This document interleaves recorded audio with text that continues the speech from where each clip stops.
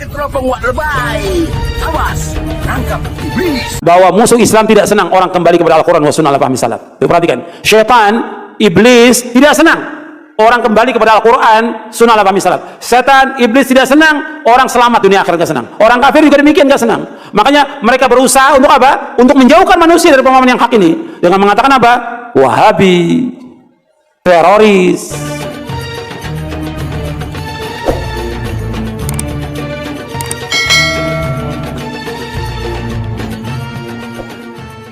Alhamdulillahirabbil alamin. Allahumma sholli ala Muhammad wa ala ali Muhammad. Kita bertemu lagi, keluarga besar Teropong Wak Lebay. Insya Allah hati kita tetap istiqomah mengikuti sunnah Rasul. Kita semua menjadi pengikut Rasulullah yang setia. Pengikut Rasul bukan dengan hanya kata-kata, tapi perbuatan, tindakan. Memang terkadang di lingkungan kita tempat tinggal sulit, tapi itulah ujiannya. Sebagaimana Rasulullah dulu diserang oleh kafir-kafir musyrikin Mekah. Ya Allah, kuatkanlah hati saudara-saudaraku berpegang teguh kepada kitabullah Al-Quran dan as-sunnah Rasulullah Sallallahu Alaihi Wasallam. Karena semakin hari semakin banyak penyebar-penyebar fitnah, menuduh, karena mereka tidak sanggup lagi untuk meruntuhkan, menghancurkan kemuliaan Muhammad bin Abdul Wahab yang mereka sebut Wahabi. Banggalah kalian saudaraku, walaupun Syekh Muhammad bin Abdul Wahab telah kembali kepada Allah lebih kurang 300 tahun, tapi namanya tetap berkibar, dibela oleh pengikut-pengikut setia Rasulullah, dibela karena dia benar, karena keyakinannya keyakinan yang benar, mengikuti Al-Quran dan As-Sunnah. Tukang-tukang fitnah ini, tukang-tukang yang suka menuduh, sebaiknya mereka-mereka ini membaca buku Titik Temu Wahabi NU. Ini yang nulis bukan orang sembarangan yang nulis buku ini. Yang nulis buku ini Profesor Dr. Ali Mustafa Yakub, Master Agama. Ini nih perlu. Ini yang nulis bukan orang sembarangan. Kalau ulama mati, meninggalkan buku. Harimau mati, meninggalkan belang. Gajah mati, meninggalkan gading. Jadi kalau ulama pewaris Nabi itu, kalau dia udah wafat, dia meninggalkan karya-karya agung.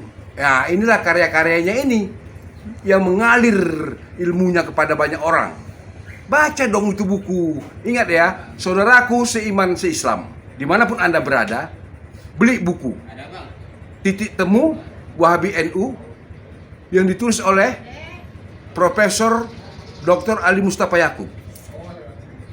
Insya Allah ini akan menjawab semua. Siapa yang pemecah belah umat ini akan dijawab di situ, akan dijawab di buku itu. Oke, sekarang ini kita lihat dulu apa komentarnya. Ada pendapat-pendapat yang mereka karena kebodohannya atau karena kesesatannya, ya? Karena kebodohannya atau karena kesesatannya, walaupun mereka disebut ustadz, walaupun mereka disebut mubalik, kelihatan hafal Quran dan hadis, lalu mengingkari atau menganggap sesat kepada ziarah ke ahli kubur, kepada ziarah kepada para solihin, ziarah kepada Rasulullah SAW, dianggap ini sesat. Mereka menuding bahwa ini adalah aliran kuburan, kuburiyun, bahwa ini adalah penyembah wali, ya. Itu banyak. Ini kaum Wahabi yang menuding bahwa orang yang suka jarah ke para wali itu penyembah wali katanya. Ini adalah hanya suudzon atas kebodohannya atau atas kesesatannya. Katanya tadi apa? Nggak boleh ziarah kubur. Nggak boleh ziarah kubur. Kasihan ini orang. Penampilannya wow, penampilan wow. Kalau lihat dari penampilan tongkrongannya wow. Ilmunya, ini kan ilmunya aduh. Kalau orang-orang awam, orang-orang bodoh termakan sama perkataan dia. Tapi kalau orang-orang berilmu, setiap perkataannya dikaji ulang, dirujuk. Karena di dunia ini, di kolong langit dunia ini, ulama hanya dua. ulama warasatul anbiya, ulama pewaris Nabi, dan ulama su. Ulama su itu hatinya jahat dan kotor, mulutnya suka memfitnah, menuduh. Itu ulama su. Betul, nggak boleh ziarah kubur. Nih, lihat ya. Ulama pewaris Nabi menjelaskan tentang ziarah kubur. Ayo kita dengarkan. Ziarah kubur boleh. Perhatikan ini, jangan salah paham. Tolong perhatikan, dengarkan baik-baik. Jangan salah paham.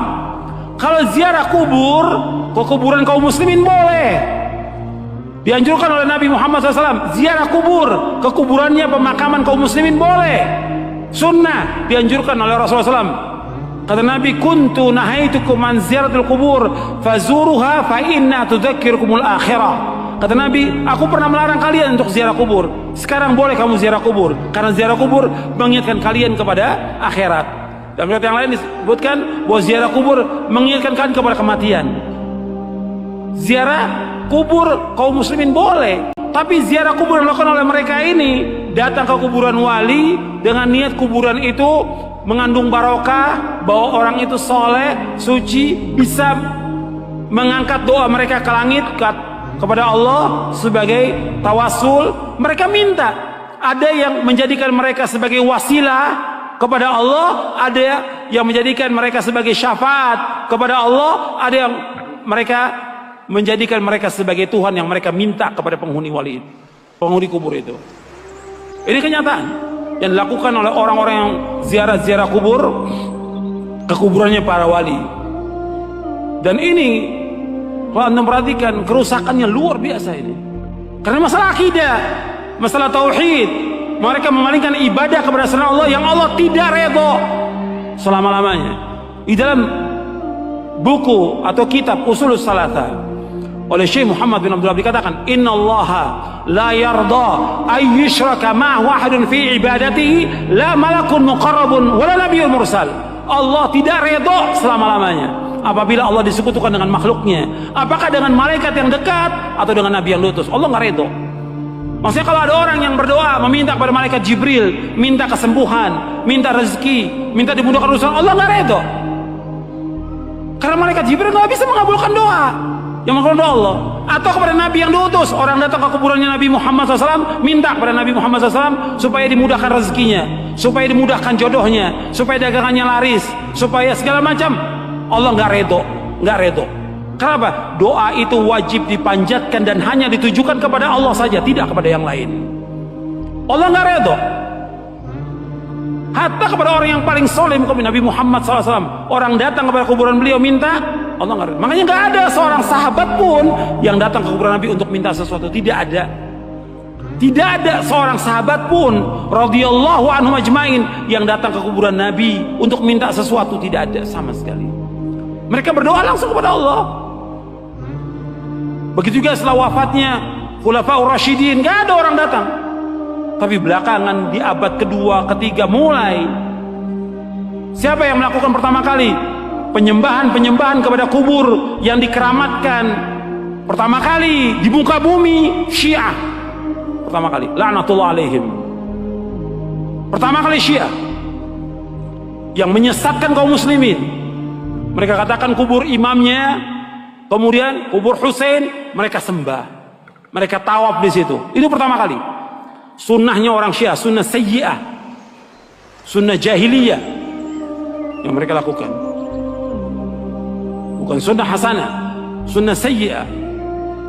Mengajak orang untuk menyembah kubur. Setelah itu diikuti oleh apa? Diikuti oleh yang kedua, tarekat sufiyah. Yang pertama Syiah, laknatullah alaihim. Yang kedua tarekat sufiyah, menganggap bahwa gurunya, syekhnya sebagai wali, sudah mencapai tingkatan yang paling tinggi. Sampai datang, sampai syekhnya mengatakan di buku-buku mereka, di kitab mereka, kalau kamu mengalami kesulitan, kesusahan dan saya sudah mati, kamu datang ke kubur saya, kata mereka begitu. Ini sesat dan menyesatkan kaum muslimin. Sekarang mana yang Anda percaya? Perkataan-perkataan ulama pewaris Nabi atau ulama su?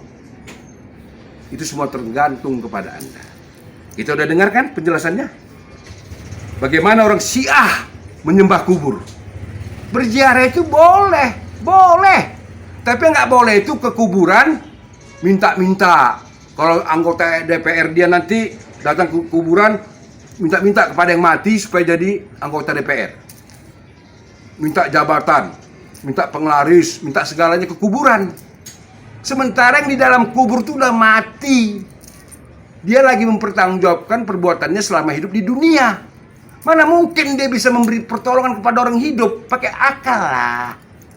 Pakai akal. Minta itu hanya kepada Rob Allah Tabaraka wa Ta'ala. Langsung minta kepada Allah. Bukan kepada kuburan, kepada dukun. Kok bodoh amat sih berpikir? Insya Allah kita ketemu lagi. Wassalamualaikum warahmatullahi wabarakatuh. Terima kasih sudah menonton, jangan lupa like dan subscribe.